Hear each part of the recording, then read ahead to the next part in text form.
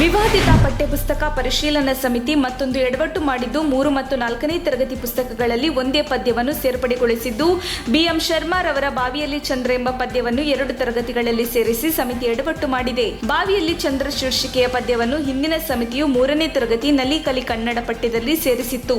ರೋಹಿತ್ ಚಕ್ರತೀರ್ಥ ಸಮಿತಿಯು 3ನೇ ತರಗತಿಯ ನಲಿಕಲಿ ಕನ್ನಡ ಪಠ್ಯದಲ್ಲಿ ಮುಂದುವರಿಸಿದೆ. ಅಲ್ಲದೆ 4ನೇ ತರಗತಿಯ ಸವಿ ಕನ್ನಡ ಪುಸ್ತಕದಲ್ಲಿಯೂ ಇದೇ ಪದ್ಯ ಸೇರಿಸಲಾಗಿದ್ದು ಪಾಠ ಮಾಡುವ ಶಿಕ್ಷಕರಿಗೂ ಗೊಂದಲ ಉಂಟಾಗಿದೆ ಎಂದು ಹೇಳಲಾಗುತ್ತಿದೆ. ನಮ್ಮದು ಬಸವ ಪಥದ ಸರ್ಕಾರ. ಪಠ್ಯ ಪರಿಷ್ಕರಣೆಯಲ್ಲಿ ಏನಾದರೂ ವ್ಯತ್ಯಾಸವಾದಲ್ಲಿ ಅದನ್ನು ಗಂಭೀರವಾಗಿ ಪರಿಗಣಿಸಿ ವಾಸ್ತವಾಂಶದ ಆಧಾರದ ಮೇಲೆ ಪರಿಷ್ಕರಣೆ ಮಾಡಲಾಗುವುದೆಂದು ಮುಖ್ಯಮಂತ್ರಿ ಬಸವರಾಜ ಬೊಮ್ಮಾಯಿ ಎಂದರು. ಅವರು ಇಂದು ಹಿರಿಯೂರಿನ ದೇವರಕೊಟ್ಟ ಹೆಲಿಪ್ಯಾಡ್ಗೆ ಬಂದಿಳಿದು ಕಾರ್ಯಕ್ರಮಕ್ಕೆ ತೆರಳುವ ಮುನ್ನ ಮಾಧ್ಯಮದವರಿಗೆ ಪ್ರತಿಕ್ರಿಯೆ ನೀಡಿ ಪಠ್ಯಪುಸ್ತಕ ಸಮಿತಿಯ ಕೆಲಸ ಪೂರ್ಣಗೊಂಡಿದ್ದರಿಂದ ಸಮಿತಿಯನ್ನು ವಿಸರ್ಜನೆಗೊಳಿಸಲಾಗಿದೆ. ಪರಿಷ್ಕೃತ ಪಠ್ಯದ ಬಗ್ಗೆ ಹಲವಾರು ಸ್ವಾಮೀಜಿಗಳು ತಮ್ಮ ಅಭಿಪ್ರಾಯಗಳನ್ನು ನೀಡಿದ್ದು ಅವುಗಳನ್ನು ಪರಿಶೀಲಿಸಿ ಕ್ರಮ ಕೈಗೊಳ್ಳಲಾಗುವುದು ಎಂದು ಹೇಳಿದ್ದಾರೆ. ಉತ್ತರ ಪ್ರದೇಶದ ಕಾನ್ಪುರದಲ್ಲಿ ಶುಕ್ರವಾರ ನಡೆದ ಹಿಂಸಾಚಾರ ಕಲ್ಲು ತೂರಾಟ ಪ್ರಕರಣವನ್ನು ಖಂಡಿಸಿರುವ ಮಾಜಿ ಮುಖ್ಯಮಂತ್ರಿ ಬಿಎಸ್ಪಿ ಮುಖ್ಯಸ್ಥೆ ಮಾಯಾವತಿ, ಇದು ಪೊಲೀಸ್ ಗುಪ್ತಚರ ಇಲಾಖೆಯ ವೈಫಲ್ಯ ಎಂದು ಹೇಳಿದ್ದಾರೆ. ಜಾತಿ ಧರ್ಮ ಪಕ್ಷ ರಾಜಕಾರಣಕ್ಕೂ ಮೀರಿ ಸ್ವತಂತ್ರ ನಿಷ್ಪಕ್ಷಪಾತ ತನಿಖೆ ನಡೆಯಬೇಕು ಎಂದು ಬಹುಜನ ಸಮಾಜ ಪಕ್ಷದ ಅಧ್ಯಕ್ಷೆ ಆಗಿರುವ ಮಾಯಾವತಿ ಒತ್ತಾಯಿಸಿದ್ದಾರೆ.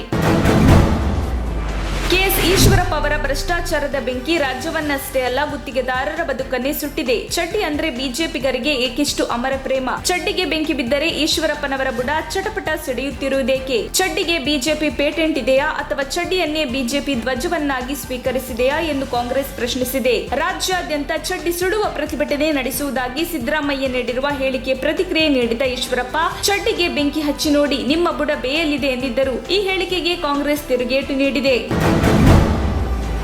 ರೋಹಿತ್ ಚಕ್ರತೀರ್ಥ ಯಾರು? ಇವರ ಅರ್ಹತೆ ಏನು? ಬರಗೂರು ರಾಮಚಂದ್ರಪ್ಪ ಅವರ ಅರ್ಹತೆ ಹಾಗೂ ಇವರ ಅರ್ಹತೆಯನ್ನು ನೀವೇ ತುಲಾಭಾರ ಮಾಡಿ.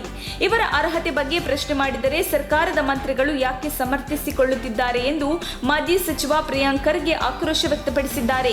ಸುದ್ದಿಗೋಷ್ಠಿಯಲ್ಲಿ ಮಾತನಾಡಿದ ಅವರು, ಚಕ್ರತೀರ್ಥ ಹಿನ್ನೆಲೆ ಬಗ್ಗೆ ಅಂತರ್ಜಾಲದಲ್ಲಿ ಹುಡುಕಿದರೆ ಅವರು ಯೂಟ್ಯೂಬ್ನಲ್ಲಿ ಹೇಳಿಕೊಡುತ್ತಿರುವ ಪಾಠಕ್ಕೆ 20 ಜನ ವೀಕ್ಷಕರಿಲ್ಲ. ಇಂತಹ ಮೇಧಾವಿಯನ್ನು 1 ಕೋಟಿ ಮಕ್ಕಳ ಭವಿಷ್ಯ ರೂಪಿಸುವ ಜವಾಬ್ದಾರಿ ಹೊತ್ತಿದ್ದಾರೆ. ಇವರು ಶಿಕ್ಷಣ ತಜ್ಞರಿದ್ದರೆ ಸರ್ಕಾರ ಯಾಕೆ ಸಮರ್ಥನೆಗೆ ಮುಂದೆ ಬರುತ್ತಿದೆ ಎಂದು ಪ್ರಶ್ನಿಸಿದರು. ದಲಿತ ನಾಯಕ ಖರ್ಗೆ ಅವರ ಮೇಲುಗೈ ಆಗುತ್ತದೆ ಎಂಬ ಭಯದಿಂದ ಕೆಪಿಸಿಸಿ ಅಧ್ಯಕ್ಷ ಡಿಕೆ ಶಿವಕುಮಾರ್ ಹಾಗೂ ಮಾಜಿ ಮುಖ್ಯಮಂತ್ರಿ ಸಿದ್ದರಾಮಯ್ಯ ಅವರು ಹೊಂದಾಣಿಕೆಯ ನಾಟಕ ಮಾಡುತ್ತಿದ್ದಾರೆ ಎಂದು ಬಿಜೆಪಿ ವ್ಯಂಗ್ಯವಾಡಿದೆ. ಈ ಕುರಿತು ಸರಣಿ ಟ್ವೀಟ್ ಮಾಡಿರುವ ಬಿಜೆಪಿ, ದಲಿತ ನಾಯಕನೋರ್ವ ಸಿಎಂ ಆಗುತ್ತಾರೆ ಎಂಬ ಭಯ ನಿಮ್ಮಲ್ಲಿ ಒಗ್ಗಟ್ಟಿನ ಮಂತ್ರ ಜಪಿಸುವಂತೆ ಮಾಡಿದೆ ಎಂದು ಪ್ರಶ್ನೆ ಮಾಡಿದ್ದಾರೆ. ಮುಂದೆ ನೀವು ಸಿಎಂ ಆಗಲು ಸಹಕರಿಸುತ್ತೇವೆ ಎಂಬ ಖರ್ಗೆ ಅವರಿಗೆ ಜೆಡಿಎಸ್ ಹೇಳಿದ್ದು ಸಿದ್ದರಾಮಯ್ಯ ಮತ್ತು ಡಿಕೆ ಅವರಿಗೆ ಬರಸಿಡಿಲು ಬಡಿದಂತಾಗಿದೆ ಎಂದಿದೆ. ಒಕ್ಕಲಿಗರಿಗೆ ಲಿಂಗಾಯತರಿಗೆ ಅವಮಾನ ಆಯಿತು ಎಂದು ಆಯಾಯ ಸಮುದಾಯದವರು ಹೇಳ್ತಿದ್ದಾರೆ. ಆದರೆ ಈ ಸಮಿತಿಯನ್ನೇ ಅನೇಕರು ಟಾರ್ಗೆಟ್ ಮಾಡ್ತಿದ್ದಾರೆ ಎಂದು ರೋಹಿತ್ ಚಕ್ರತೀರ್ಥ ಆರೋಪಿಸಿದ್ದಾನೆ. ಬ್ರಾಹ್ಮಣ ಸಮುದಾಯವನ್ನು ಟಾರ್ಗೆಟ್ ಮಾಡ್ತಾ ಇದ್ದಾರೆ ಎಂದು ಆರೋಪಿಸಿದವರು, ಬ್ರಾಹ್ಮಣರಿಗೆ ಅವಹೇಳನ ಪದಗಳನ್ನು ಯೂಸ್ ಮಾಡುತ್ತಿದ್ದಾರೆ. ನಾನು ಯಾವತ್ತೂ ಕೂಡ ಬ್ರಾಹ್ಮಣರ ಪರ, ಬ್ರಾಹ್ಮಣರ ವಿರುದ್ಧ ಮಾತನಾಡಲಿಲ್ಲ. ನಾನು ಬ್ರಾಹ್ಮಣ ಅಂತ ಎಲ್ಲೂ ಸಿಂಪತಿಗಿಟ್ಟಿಸಿಕೊಳ್ಳಿಲ್ಲ ಎಂದು ಹೇಳಿದ್ದಾರೆ. ಕರ್ನಾಟಕದ ಎಲ್ಲಾ ಜಿಲ್ಲೆಗಳಲ್ಲಿ ಚಡ್ಡಿ ಸುಡುತ್ತೇವೆ. ಚಡ್ಡಿ ಸುಟ್ಟಿದ್ದಕ್ಕೆ ಕೀರ್ತಿ ಗಣೇಶ್ ಅರೆಸ್ಟ್ ಮಾಡಿದ್ದೀರಾ? ನಾವು ಎಲ್ಲಾ ಜಿಲ್ಲೆಗಳಲ್ಲಿ ಚಡ್ಡಿ ಸುಡುತ್ತೇವೆ. ಎಷ್ಟು ಜನರನ್ನು ಅರೆಸ್ಟ್ ಮಾಡ್ತೀರಿ ನೋಡೋಣ ಎಂದು ಯೂತ್ ಕಾಂಗ್ರೆಸ್ ಅಧ್ಯಕ್ಷ ಮೊಹಮ್ಮದ್ ನಲಪಾಡ್ ಸರ್ಕಾರಕ್ಕೆ ಸವಾಲ್ ಹಾಕಿದ್ದಾರೆ.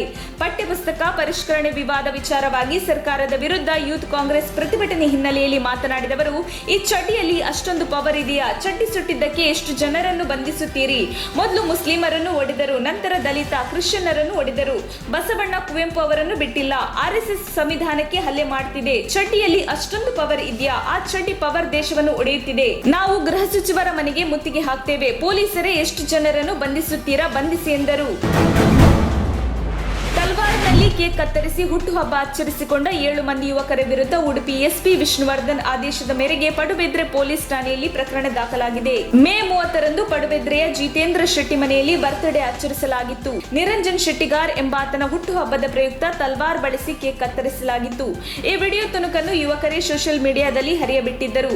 ವಿಡಿಯೋ ವೀಕ್ಷಿಸಿದ ಉನ್ನತ ಅಧಿಕಾರಿಗಳು ಉಡುಪಿ ಎಸ್ಪಿ ವಿಷ್ಣುವರ್ಧನ್ ಅವರಿಗೆ ಆರೋಪಿಗಳ ವಿರುದ್ಧ ಕ್ರಮ ಕೈಗೊಳ್ಳುವಂತೆ ಸೂಚಿಸಿದ್ದರು.